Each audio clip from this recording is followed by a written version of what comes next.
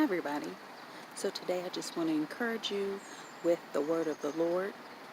Everything that God has promised you before the foundations of the earth, every promise that you've heard God say to you, whether it be He's called you to be an apostle, He's called you to the nations, He's called you to children, He's called you to unwed mothers, whatever the promise God has called you to, it shall come to pass.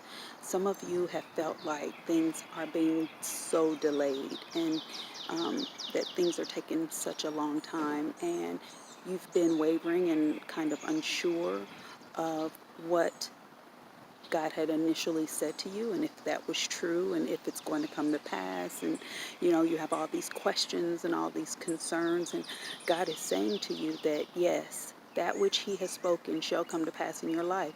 Now, some things God says are conditional. That's, if you do this, then I'll do this. Some things God says are not conditional. Some things He says is, He said, I'm going to do it. I'm going to do it, put a period at the end of the sentence, by hook or by crook. Come the easy way or the hard way, but you're going to get there. So you may need to sit down and ask God, okay, God, is this a conditional promise? Is what you've said to me conditional? Now, sometimes we know that they're conditional is if they involve other people.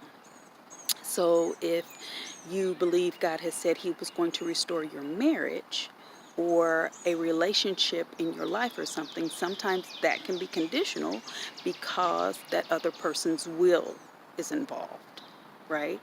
And so we have to be mindful of that.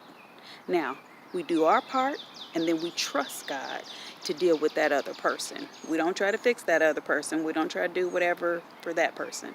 We just trust God for our part.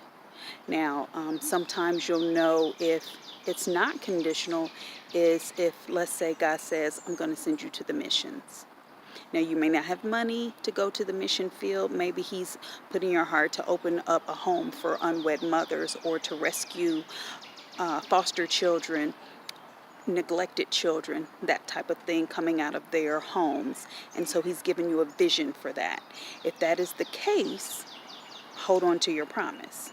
Now, you might not have the money, again, to do that, but that's when you go to God and say, okay, God, if you're saying this is what you want me to do, then I'm looking to you to work in me to fulfill your good pleasure.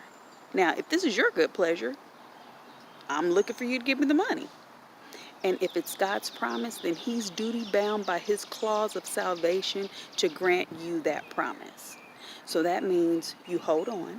That means you keep thanking God for the promise because His word is yes and amen to you. And that means you continually go in that direction. Don't stop, don't falter, don't go in the opposite direction, mind you.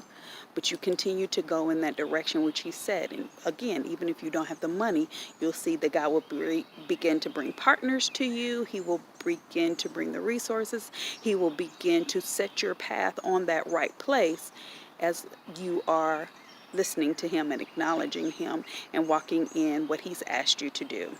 So I want to encourage you all today is don't give up on what God has said to you.